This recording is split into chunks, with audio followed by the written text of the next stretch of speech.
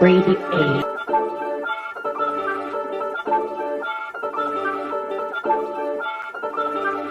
Hey, run that thing up.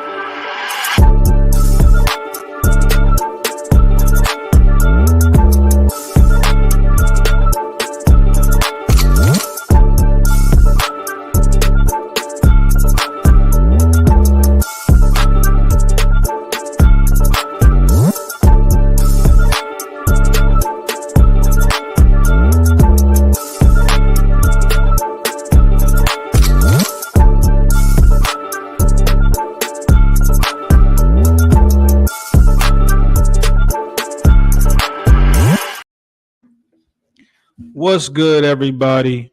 Welcome to episode 13 of the Grade A Show. We're going to get right into it. Today, we're talking about the WNBA draft coming up April 15th, I believe. And we're going to talk about NBA playing matchups and the playoff seedings as it stands currently right now. I'm with Mike. I got Musa here. We might have some others coming on today. And then, let's get into it. The WNBA's, man, is about to take a shift. Mike, how you feeling? Do you think it's starting to become a little bit more noticeable? I think definitely there's going to be a lot of more viewership to start off the season after Clarke gets drafted and she joins up with Aaliyah Boston on the Indiana Fever, presuming she's number one. But I'm curious to see if that viewership stays with it, because just in my lifetime, we've seen players like Brittany Griner with all that hype go to the WNBA. We've seen Maya Moore. The hype has died down after they've been on the WNBA for a while. So we'll see if it continues on. I hope it does, because they got some good players. They got Aja Wilson out in Vegas, Breanna Stewart in New York. There's some good players in that league. Cool, man. Yeah, no, I'm definitely looking forward to it, man. You got Caitlin Clarke going number one? Oh, yeah, without a doubt.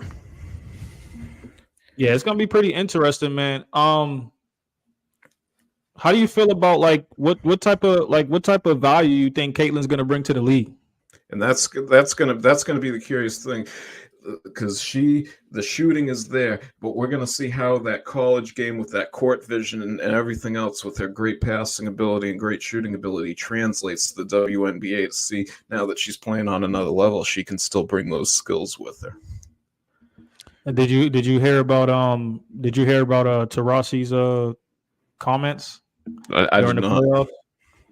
I think she was mentioning something about just how, same thing off of what you said. That stuff it gotta transfer. Playing with 18 and 19-year-olds is different. Welcome to the big leagues. One thing I want to talk about too is I do think, and not only for the WNBA, but I think NCAA ball for women's is changing as well. And I think for the transfer portal, as far as for men, boys is just going in and out of schools, transferring year after year. We've been seeing it a lot the past couple years, and stuff like that. We got Musa here, but I think Musa's mic's still down. Don't get that. Oh, okay, we good. But yeah, I just feel like the transfer portal. I think it's kind of cool to see. For women's ball, you actually get to see a lot of these women develop. Like we got to see Sue Bird back in the day develop. We got to see Taurasi back in the day develop and stuff. I do think it's a more elevation for the women's game because of how we see the men's. So many transfers happening. You could be a Kentucky fan, but your favorite player might be there and then be in USC the next year and stuff like that. So sometimes little things like that can be a little unfortunate. We see the situation with Bronny entering the transfer portal and stuff like that. A couple and the draft. Yeah. So I don't know. Real quick on that though. How do you feel about that? I think personally, he's hopefully he could get some workouts in with the NBA so he could get a little look out there and stuff like that. But having another year in school is definitely going to be good for his development and stuff. I think we got the decision 2.0 on our hands this summer. I got a bad feeling about it, but I think he's a great talent. I saw him last year in the McDonald's High School All-American game with the dunk contest and everything they were doing. I think he's a great talent, but I think the conditioning's a real question. Seeing he had the heart attack, that's very hard to come back from and play a game where you're running for 48 minutes a night. Cool. Yeah, man. I definitely could agree with you on that. Musa, where you at? Where you at with Peyton Clarke and Angel Reese? Do you think they're gonna make a big impact in the WNBA this year? I feel like the whole class itself is gonna have its struggles. I think Clarke's she's gonna hit a wall. She's gonna have a lot to learn from because defensively she's a liability. But I think her going to Indiana, being with the guards that's there, like an Erica Wheeler and such, will help kind of masquerade her defensive abilities. She needs to find an in-between game. Right now, it's just really the three and all the way to the rim. I think if she develops that floater, that mid-range, and I don't think the mid-range would be too difficult for her, considering it's not like shooting is an issue. It's just her getting to her spots and getting the reps in. I think she'll be fine. I think her ceiling will probably be like a Steve Nash. I feel like she's an open court passing wise, and once she learns how to get to that in between game and be more efficient. Being with Indiana, people forgetting they already have Aaliyah Boston from last year, the #1 pick, and then having all those defensive pieces around is kind of like what they're trying to build with Luka and the Mavs. Before Kyrie, you have the defensive pieces, a big, similar to what Phoenix has had with Nash and D'Antoni. So I think her ceiling would be Steve Nash. As far as Angela Reese goes, I think depending on where she goes matters. I would love to have her on the Sparks. The Sparks have the 2nd and the 4th pick in the draft this week. But I don't. That's pretty crazy. I don't think she can go 4th because I think number 2 is already wrapped up. I believe we'll get Cameron Brink from Stanford. So I would love to have Reese go somewhere in between Dallas. If she can go to Dallas, that's a nice spot for her because she doesn't have to carry the load offensively off rip. She can focus on the defending because you have Enrique over there. You got Santu Sabali, the most improved player of the year from last season. So I think that would just add to that front court depth, which they already have a pretty solid front court. For Reese, I honestly think her cap could be like an all-star. I don't see her being like the face of the league.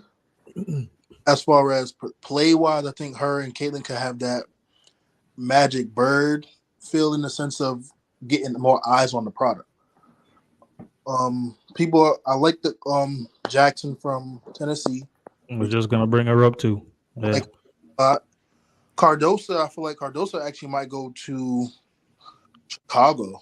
I think. How tall is is it Cardosa or Cardoza? I think it's Cardoso, I believe. How tall is she? I'm not gonna lie. It was my first time watching South Carolina play. I didn't watch them all tournament, but in that game she's huge. She's 6'7". They have her listed at 6'7". So that's crazy. She improved. She got great footwork on. I wouldn't say great, but she has good, solid footwork on the block. She can run the court, which is good for her size. So I think having her in Chicago with Kalia Cooper would be great. I think for her, if she could develop that 15-foot mid-range shot, that would help her game a lot because that opens up the offense for her and the team. Because now you got to step out and guard that, which allows the back doors. And she's tall enough now, so she doesn't have to be the great or elite passer. She just has to know how to make the right reads and throw it over.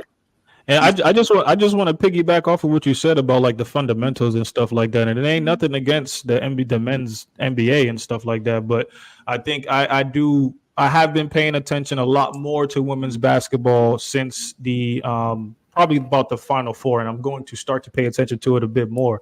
But just paying attention to the fundamentals and stuff that women's, we don't have a lot of athletic women.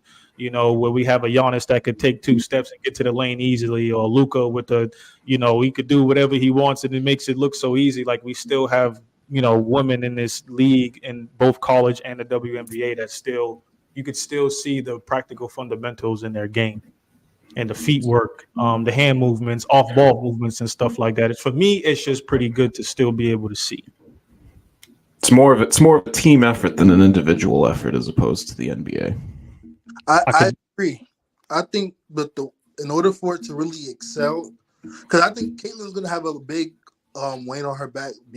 They're pushing her to be the face of the league, which is kind of like you have the Asia Wilsons who's there, you have Taurasi still there. You got a lot of these women who established. I think for them to take it up a notch, because they already sold out 36 of the 40 games as far as national televised games for Indiana Fever. And that's before her being drafted. I think it has to provide more of that entertainment aspect. So what I mean by that is they have to let these girls play. Like, we know they're going to be fundamentally sound because they just athletically not majority of them, not some of them actually can, but athletically they're not the same as men. You're not going to see the high flashing dunks and things like that. But you need to let them play, let them talk, and I think that's where it goes back to my point about Reese and her being Magic and Bird, because now Reese can bring that trash talk, that Maryland, that's where she's from, side where you let them be competitive, let them show that passion for the game. I think that's going to bring more fans in because now you're letting them play. Like, hold on, these girls are actually hooping. This ain't just for glitz and glamour. These girls are some dogs. Tarasi's a dog. Reese is a dog. Wilson is a dog. I was going to ask you about that. How you feel about that comment Tarasi made about Caitlin? There's a couple. Which one? Well, I know there was a couple, but just her, like, you know, I appreciate stuff like that because I felt like Kobe did the same thing. You may have not seen it publicly, but a lot of people had talked about the afterwards of like how Kobe used to really just be talking shit, you know. But she made a comment saying basically like you're not playing with 18 and 19-year-olds no more. Well, yeah, that's a given. I like I don't have no issue. I know there's a lot of people out there making comments and people feel. A lot of it, people's looking at it as her getting slandered, her as in Caitlin Clarke. But I'm not mad at some of these comments because, one, they're putting a slight on this girl. She's going to have a target on her back when she get there. And we go back to the liability on defense. She's going to have to see some of these players. And I think they're going to give her that moment, and she's going to fight back. Also, I don't think Clarke is going to just tuck herself in the corner. She's going to deliver those balls back. But I think it's going to be a learning curve for her and a learning experience for her. It's going to make her more better because she's going to have to go out there and guard Jewel Lloyd. And the Skylar Diggins is coming back and getting to her rhythm. Now you got to deal with her in Seattle too with Jewel Lloyd. It's going to be tough, man. So it's like it's going to be good for the game. And people, the media, yeah, I can see how they're going to view it as hate, but it got people talking about the league and the product, which means more eyes are going to be on the product, which is going to sell more tickets. And there's going to be more revenue being brought to the league. And now women can be paid, professional league basketball players can be paid more instead of always have to go overseas where most of the money is going to be at for them. So I love it personally. I can't wait. And I think now, if not now, maybe a couple more years, if everything is going as planned as it's seeding upward and a higher trajectory, expansion. There's no reason why we don't have more teams in the WNBA. Right now, we only got what, 12? Yeah, there's only 12 teams. Boston needs a team. There's a lot of women from college sports and overseas that could do some damage in the WNBA if there's more teams. I have a guard, for example, Alexis Morris, who won last year, the point guard. She's currently playing overseas. I think she had a Globetrotter deal also. She could easily be on one of these teams, start as a starter, or at least a 6-man role. I think you expanding the league is only going to be better for the product because now you have more teams, more eyes, more local fans, more revenue, and et cetera. So I hope everything goes as planned for them. As you said it. Go ahead, Mike. As you set up for a team in Boston, I believe the Connecticut Sun are playing a few games at the Garden this year to try to expand the game to this area. As you and me live in Massachusetts.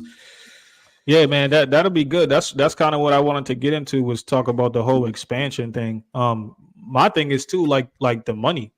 We don't have to talk too deep on it, but I definitely think it's a lot in store coming for these women. It's gonna be a lot in store. NIL is blowing up, continuing to blow up and stuff like that. but I think the WNBA is really going to be on the come up.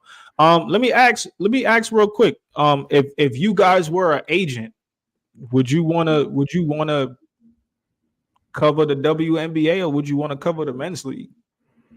I got to go men's league right now, just solely based on the money. In the future, don't get me wrong, it could be NBA, but as of right now, I'd have to go with the men's league strictly on money. Because as an agent, you're getting a cut of all the endorsements, all the contracts, and it's a job. You want to make that money, man. Yeah, I think as it stays, it's a no-brainer, the men's league as an agent, because you're gonna get your percentage cut on the contracts and endorsements. The women's league is just not making enough money. I think as the time comes when they do, sure you could have a conversation, but I think it's hard to even think about going towards the WNBA route as an agent because there's more teams on the NBA side. There's more players that's more popular and more notarized. It's a no-brainer in that sense.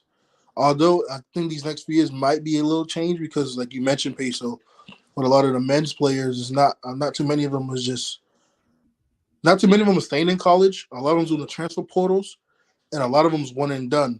Whereas opposed with the women's game, you got to stay at least 3 years before you come out. So now they get the chance to work on their games.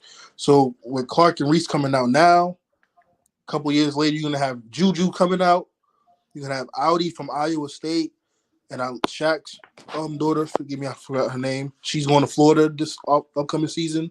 So yeah, I think in the future, maybe you can probably go for that WNBA, or you might jump on it early, and then as it uprises, you got your fortune there too. But right now, I think it's a whole lot of potential. I mean, I definitely agree. I would pick the NBA too, but just imagine being that one agent if you could cover half of the WNBA. I mean, that'd be pretty wild. How do you feel, Musa, about Bronny's situation? Entering the draft and the portal at the same time. Like, what are your thoughts on that situation? I'll say times has changed because I remember the time you couldn't do such thing. I'm not mad at it. I personally don't think he's ready yet. As far as because I think his ceiling could be a starter in this league, maybe an all-star, depending on the right system and team. But as it stays now, I think maybe getting some more reps in college could be worth it. But it doesn't hurt. So win-win for him because one, he gets teams and scouts eyes on him. So now he can see what the day-to-day is going to be like as far as the rep. And he already has the blueprint with his father. So now he gets eyes on him. He knows what he need to work on as far as his efficiencies and things like that. My only big concern is the health. Like I know he had the heart issue. Hopefully that's not something that comes down again and affects him down the line. But I mean, if he doesn't like where he's at and positioned, he can go back. I think I would love to see him in a Duke with Cooper Flagg. I think him being the guard, especially with Jared McCain, the freshman guard, declaring for the draft. Him going over there to Duke with Flagg and the other big, I think that would be great for him. That guy Flagg's coming out of, where is he coming out of? New Hampshire, something like that. Vermont, what is it, Maine? Yeah, he's from Maine. Yeah, that dude's looking like he's gonna be another Paulo. Nickname is the main event. Okay. I've been seeing him up on TV a little bit, man. I didn't watch because I know the McDonald's game happened recently. Yeah, last week. Yep. I didn't get to catch it, but I did hear he's a pretty good prospect coming out of high school. Shout out to him though. But yeah, everybody watching, I encourage y'all to like the channel, subscribe. You see the socials down below. We still doing the grade A giveaway. Unfortunately, there's no way that I could track all the subscribers that we have thus far. We still trying to get to 100. If you're watching the video, comment down below grade A giveaway if you want to enter. I'll take your names. Make sure we save those. Once you get to 100 subscribers, we'll get that wheel pool going, and then we'll get those winners going. Again, leave grade A giveaway down in the comments, and you will enter that draft. Yeah, I think we're like 2 subscribers away. 2 subscribers. Again, we can't thank you guys enough. We appreciate you guys. Of course, we 100 get to 100, and we're still gonna keep going.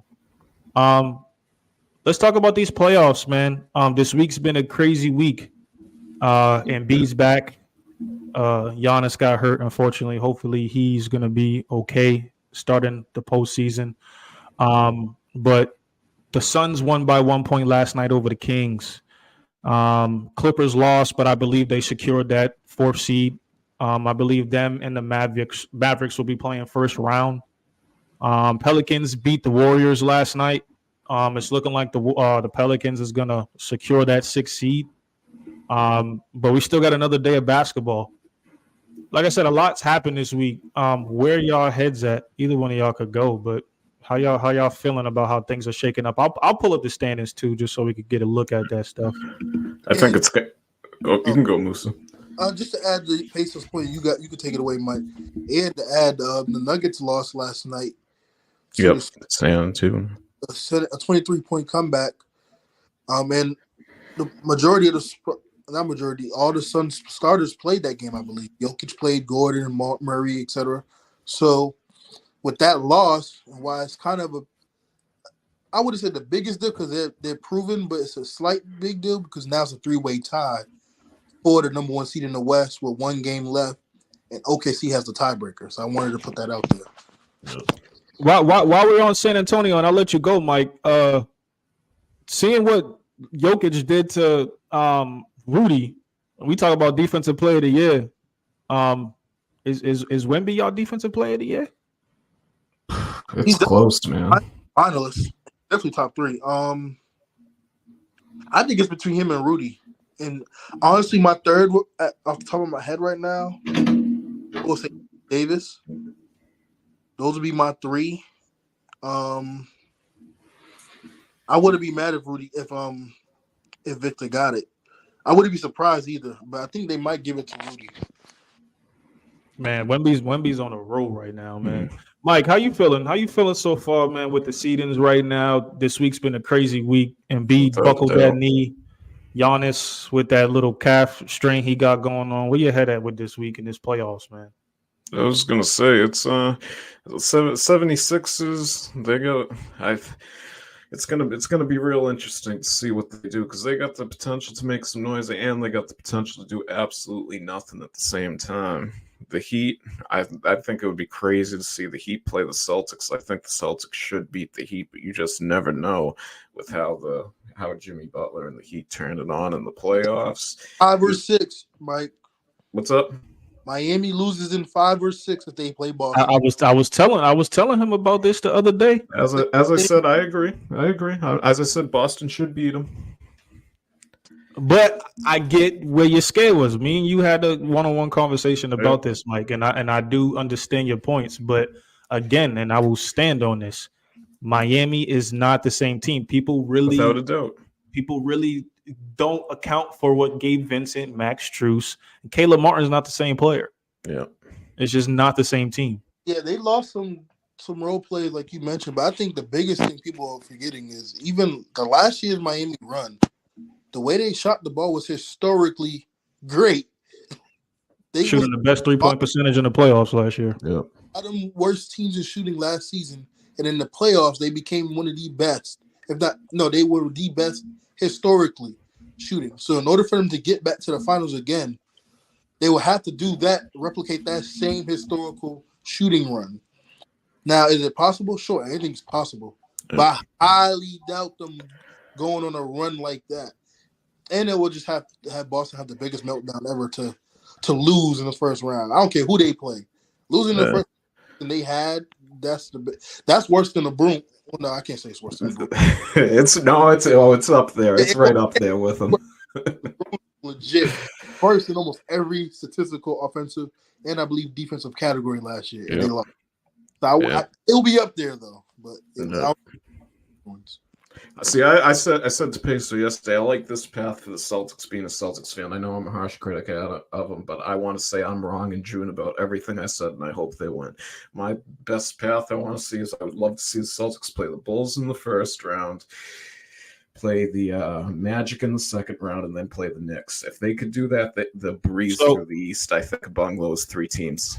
So if you think all right, so Miami and Philly, you got Miami losing and then Chicago being Atlanta, and then you I might. said I don't. I'm just saying easiest path to the Yeah. Celtics as a Celtics fan. That's who I'd like to see them play for the three teams. It would give them the playoff feel. It would give them a chance to tune up, and I don't think those three teams are real threats to them. And I don't want to play Orlando. I'm looking at it now. The 5th seeds are. I don't want to play Orlando second round. Orlando matches up well with us. Yeah, no, they did beat us. I remember. They have the size. Jonathan Isaac is one of the top defenders in this league, and especially in the small sample minutes he plays because his injury history. But postseason, him healthy, he might get a rampant minutes. He's 6'10", can legit guard, pick and roll, perimeter, and rim protect. I think him with Paulo France and the size on that team, that give Boston problems. And they have given Boston problems in the regular season. Yeah, Orlando's been giving us problems for years. So that's a matchup I don't know if I'm confident in seeing. I'm still going to go Celtics winning the series. I would rather see Orlando than Indiana because Indiana's we've been battling back and forth with them all season, 140 points a game, both teams. I think we haven't won in their house yet either. We've only won when we've been at home. I think we trash Indiana. I think with Hallie having that injuries with the hamstring that helps us.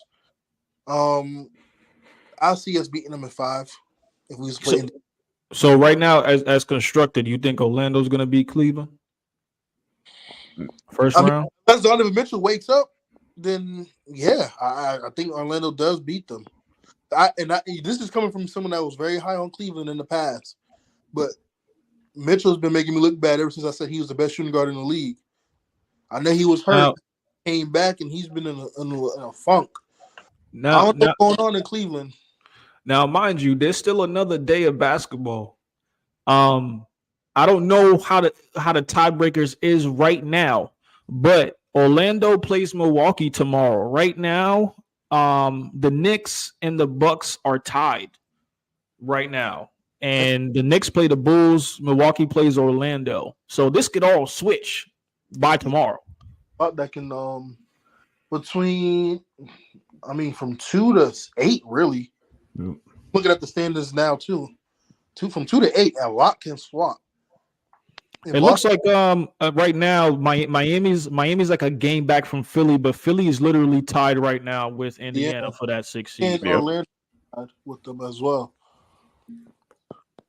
So yeah, 5, 6, and 7 is literally tied right now. Miami might not get it; they might be in the play-in.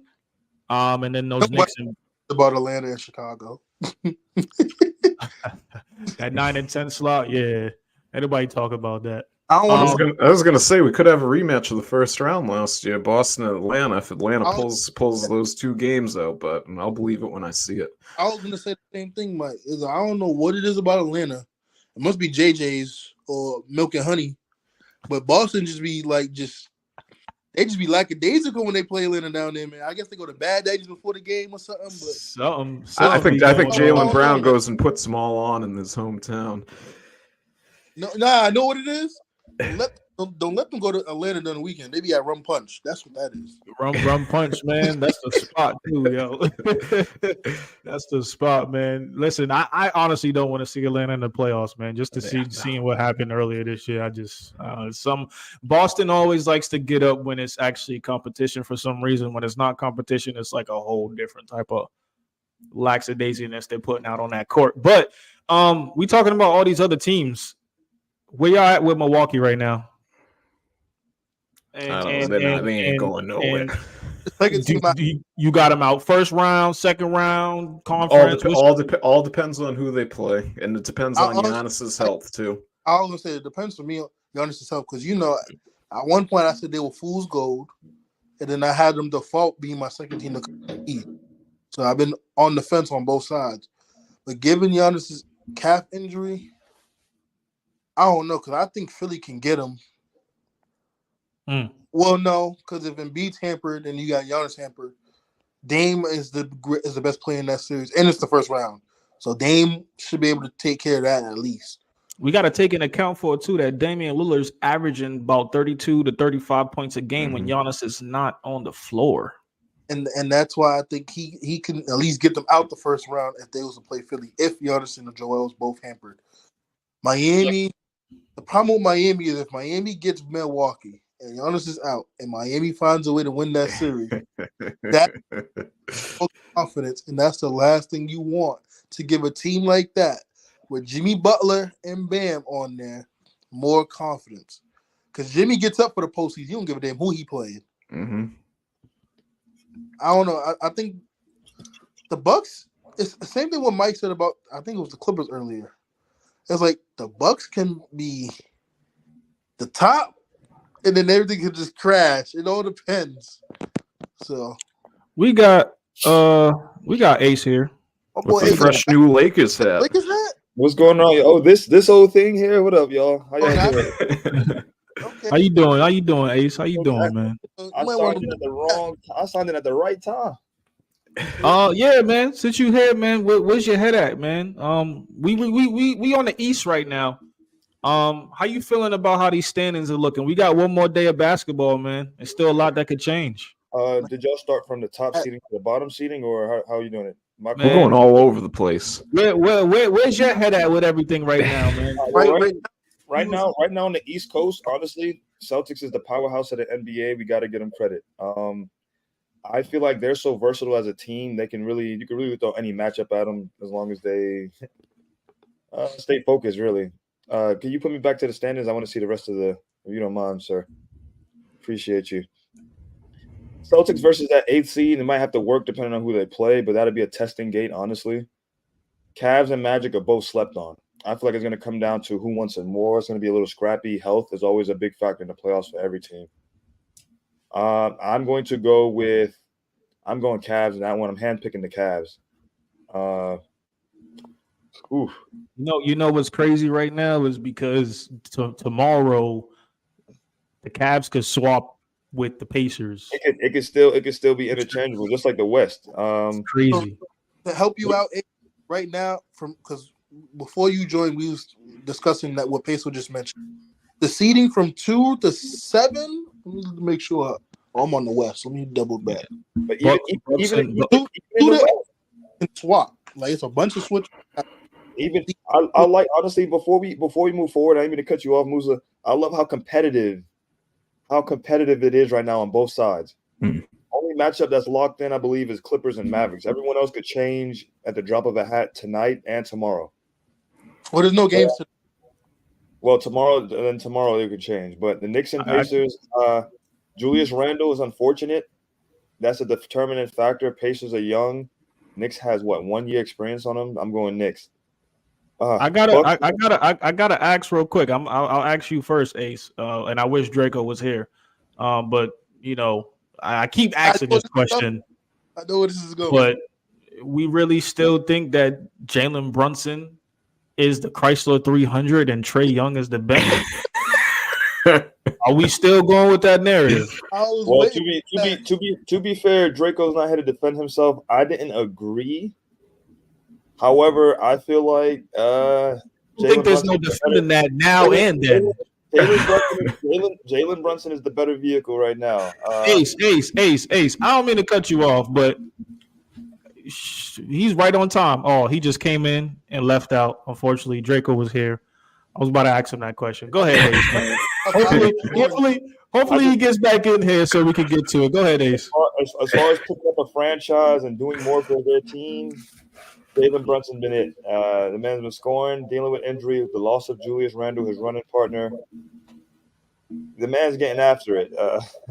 I'm going Jalen Brunson right now. Today, if I had to pick between him and Trae Young, I'm going Jalen Brunson. So in Jalen Brunson, I think is top 5 in scoring in the league right now. Do you think he's the best point guard in the East?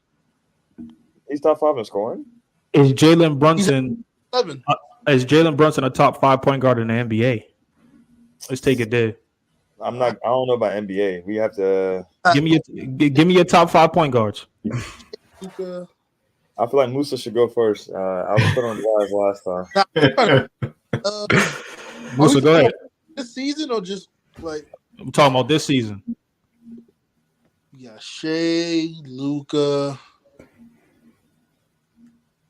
He's a top 5 point guard in the NBA. Curry, I still got Curry. Kyrie's not a point guard. Not this year.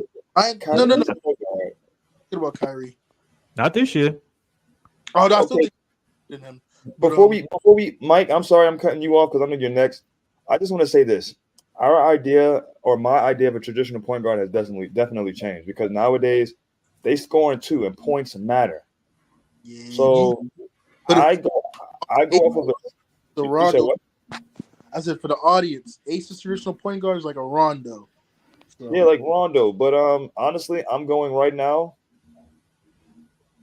I'm going off of scoring. I'm going off of assists. I'm going off of impact. Luka, Shea, Jalen Brunson. So he's a top point guard. I'm listening. Yeah, I'm going off of stats. I'm going off of team success. Steph Curry, but I feel like De'Aaron Fox has been slept on too. I don't know if it's because they don't get the. I don't know if De'Aaron's been a top 5 this year. He's in the top 10 in scoring. He's like his team has been relatively in playoff contention. It's just I don't think he's play on his team this year. I'm being honest. No, I could agree, Ace. I mean, I think De'Aaron Fox definitely has been slept on. I just feel like with those teams like Cavs, Sacramento, Magic, Orlando, they don't get as much national televised games for everybody to really see the work. Now, granted, we do our due diligence from us watching our games that we're interested in.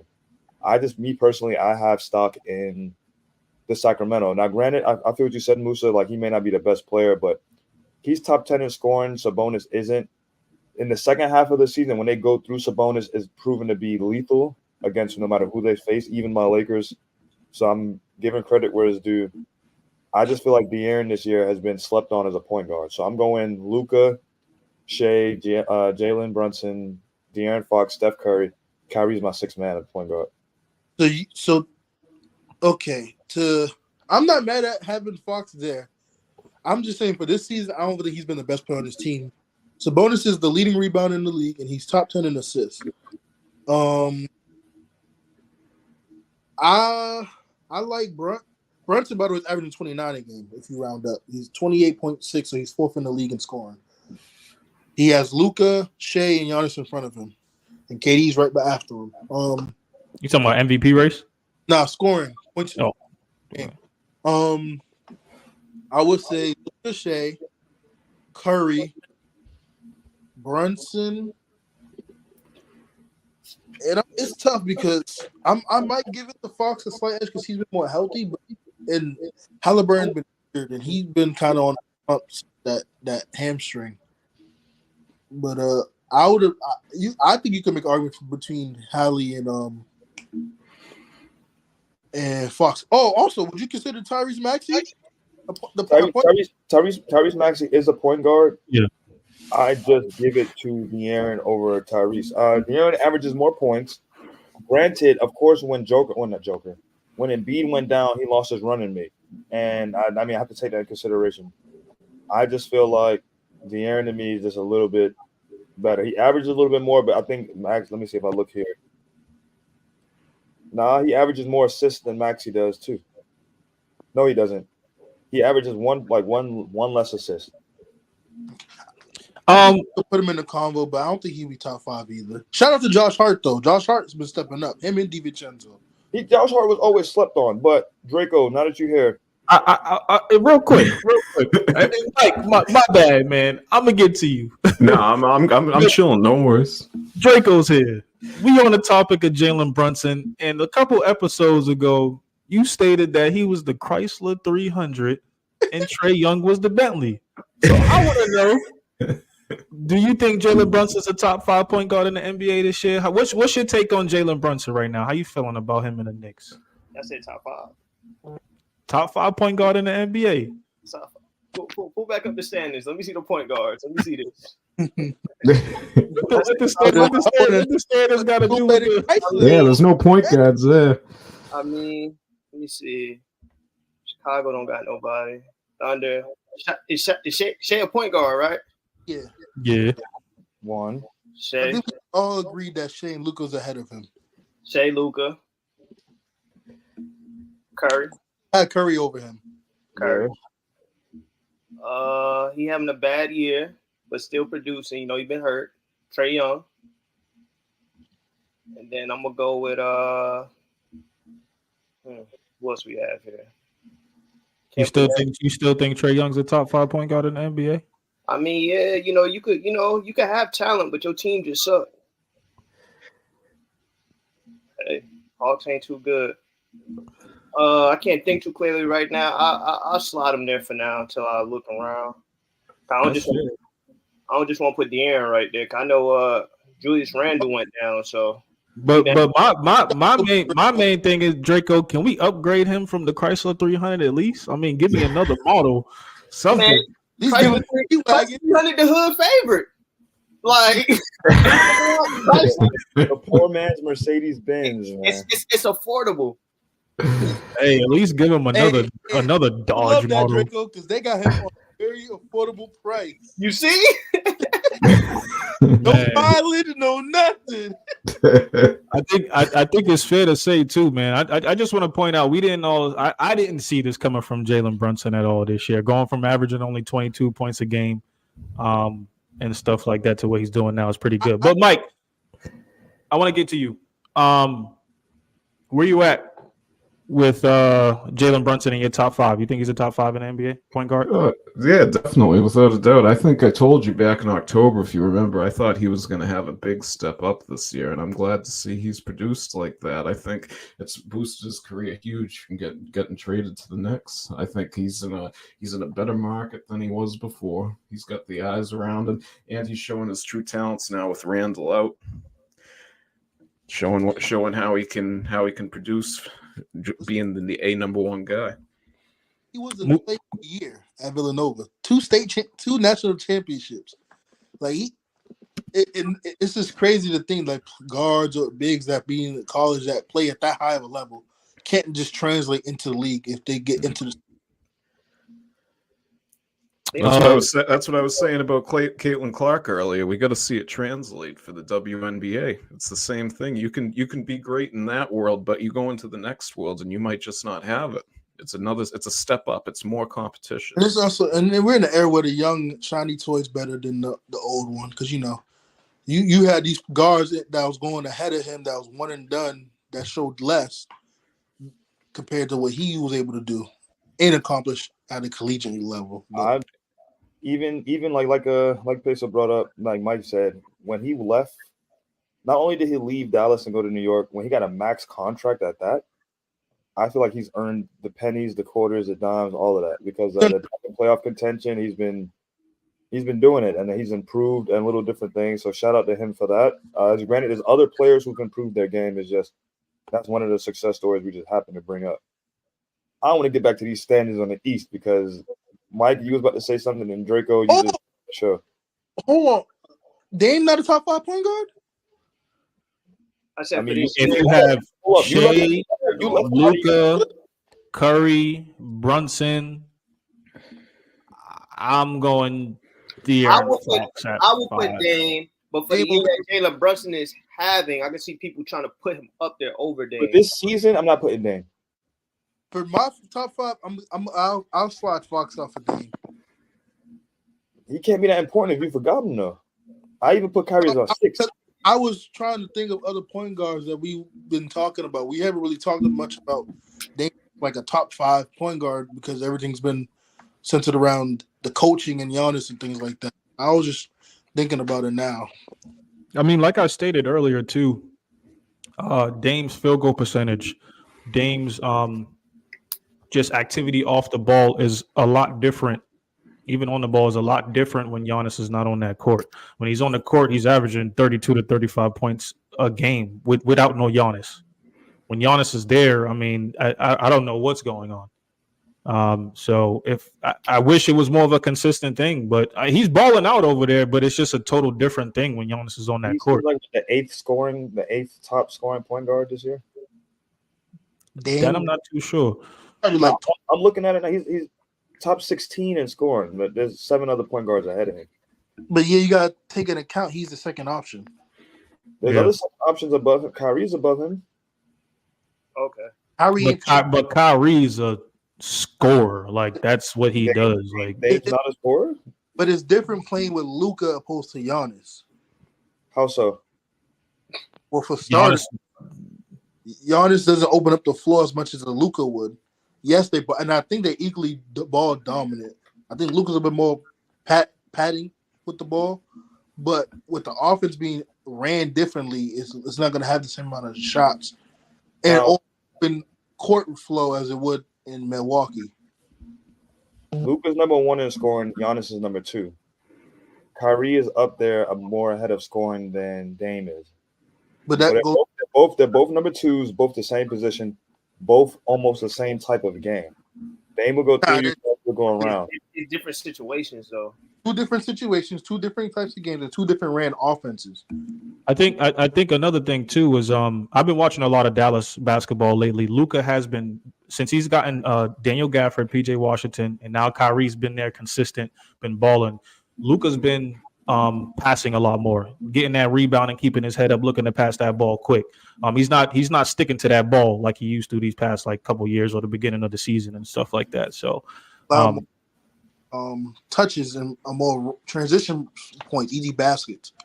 I do like feel what you're saying though, Ace, because I feel like Dame has the ball in his hands more. And I do agree with you. There's a lot of second options out there for point guards that's ahead of him. And I'm not making this an excuse, but I do think Dame still needs a little bit more time to get adjusted there in Milwaukee with the personal stuff that he got going on the side. A lot of people know about and stuff like that too. He's just still trying to fit in and stuff like that. Different coaching changes. Me and you talked about that stuff. Got to take into account for that stuff. But for me, it really does just look different when Giannis is on the floor. Not saying that Giannis is completely hindering, but his style is different. He's never had a player like this by his side before. So that's fair. But all that in consideration, as far as this season alone, if I'm going on this season alone, he's not in my top 5, which is cool. But we'll see next season. They don't have that ability to play 2-man basketball, Giannis and Dame, either like Joker and Murray can. They just don't have that. They don't gel like that for some reason. Maybe it'll happen after they have another full off season next year, but they just ain't there yet. I think that attributes to the play style too. To your point, with Giannis, if you think about it, we mentioned Jokic and Luka and Giannis. The biggest difference between those is the offensive style of play. With Luka and Jokic being able to also facilitate offense to give everyone easier buckets and be able to stretch the floor with their shooting ability, that allows the Murrays and Kyries to get easier shots, better matchups on 1-to-1 if the shot clock's running, opposed to Dame where he's really just doing pick and roll, and if he doesn't get the matchup, he's dumping it down to Giannis on the roll, or he's kicking it to Brook to take like a 15-footer. I mean a 20-something footer 3. So it's a different style to what Peso mentioned with the coach changing. That means the style might be different compared to what it was with Adrian Griffin. I think, and to Kyrie's point, to Kyrie's advantage, he had a full training camp with Luka and with Jason Kidd, so he to get more comfortable with that offense.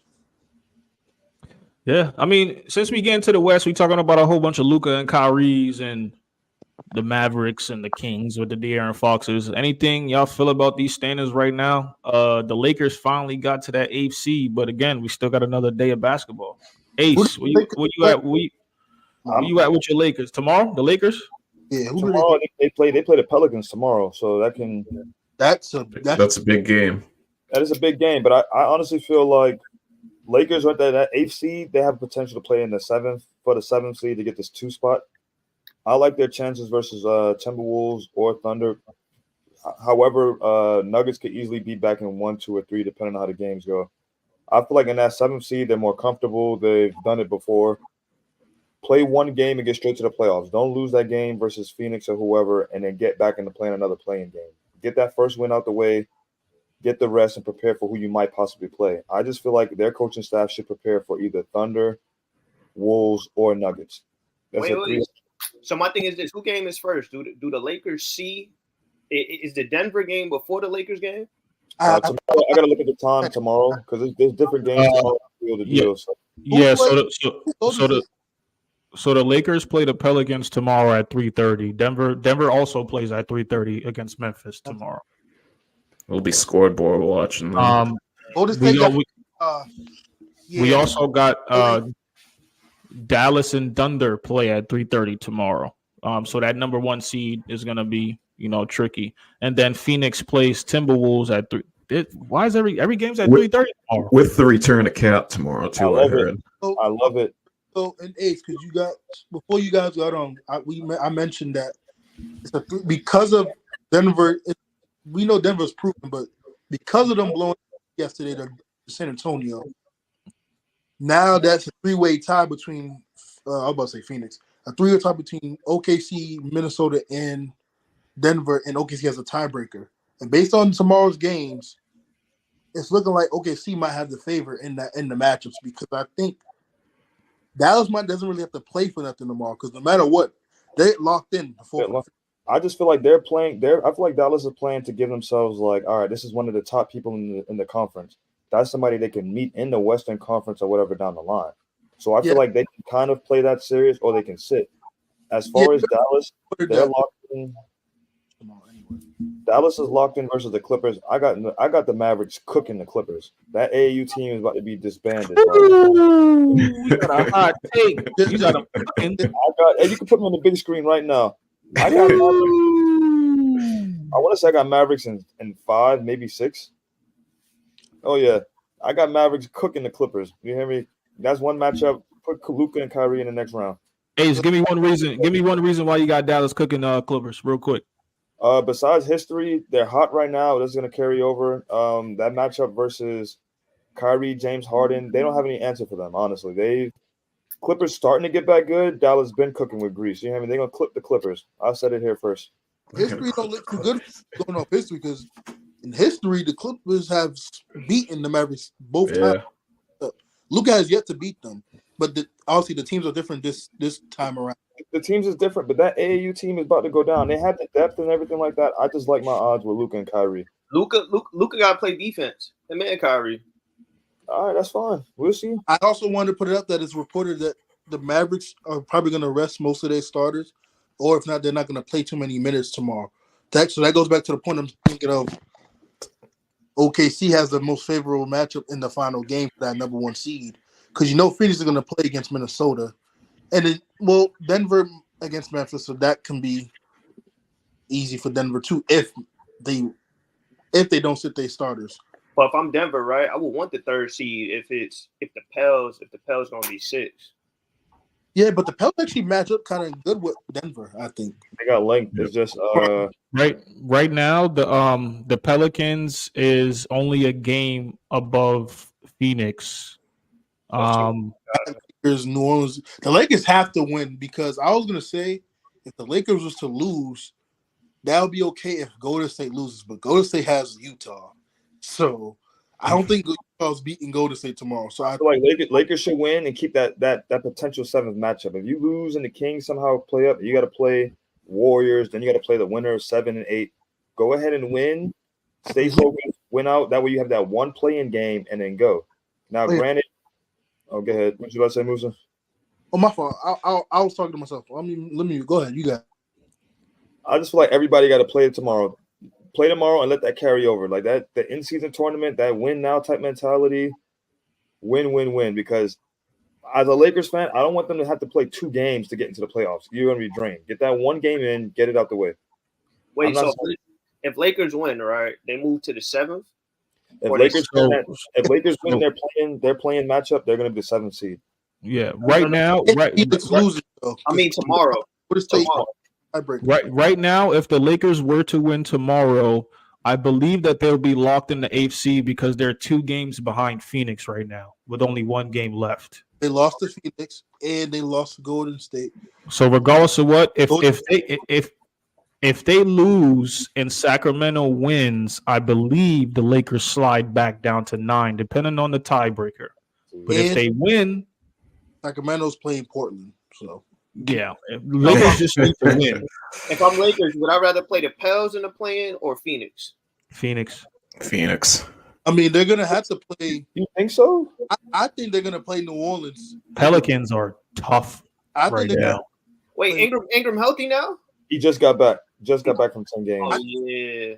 I think Phoenix is gonna. I think Phoenix beats Minnesota tomorrow. Phoenix is scary, man. Memphis. They are. If the Stars don't play, I think Memphis might steal that game. Sacramento's gonna beat Portland. Golden State will beat Utah, and I think the Lakers might lose. Real quick, Mike. What's your ceiling for the Lakers right now as the playoffs are constructed right now? I was gonna say we saw what they did last year as a 7 seed. Watch out for them this year. I think if we have the current playing teams stay the same that they are right now, I don't care the standings, just the teams. Say the Pelicans stay at 6.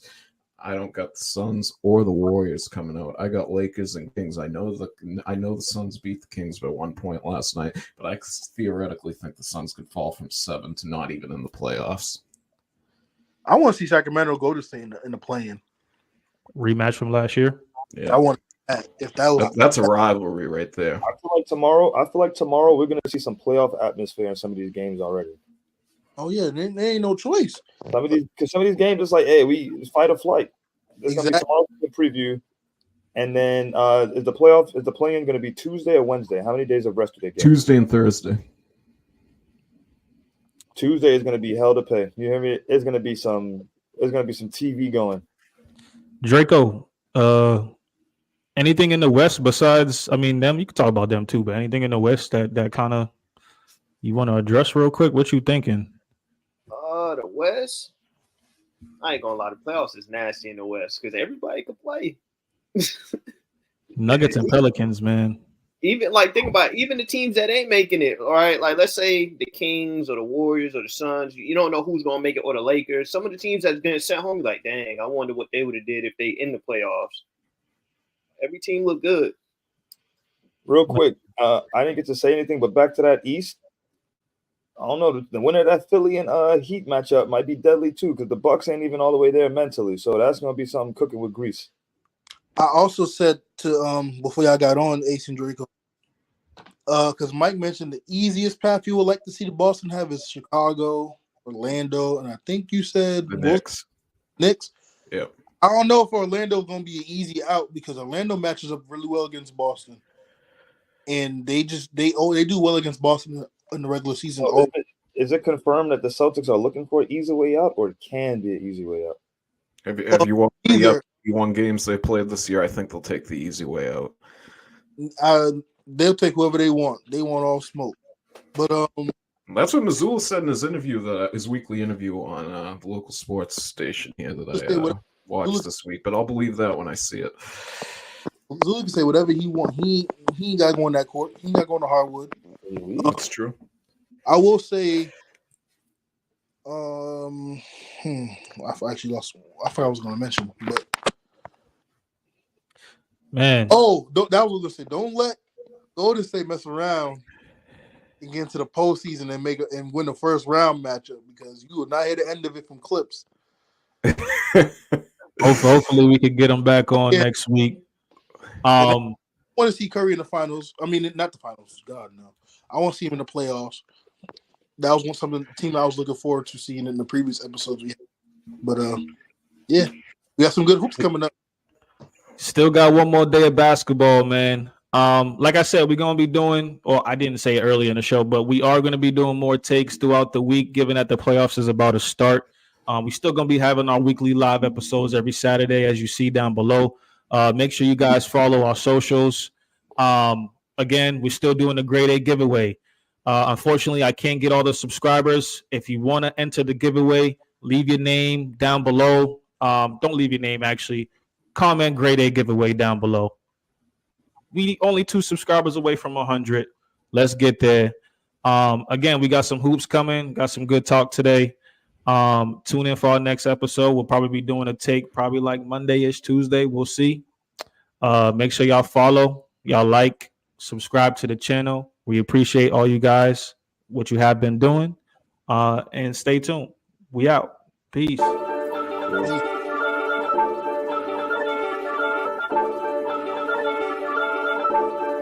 Grade A.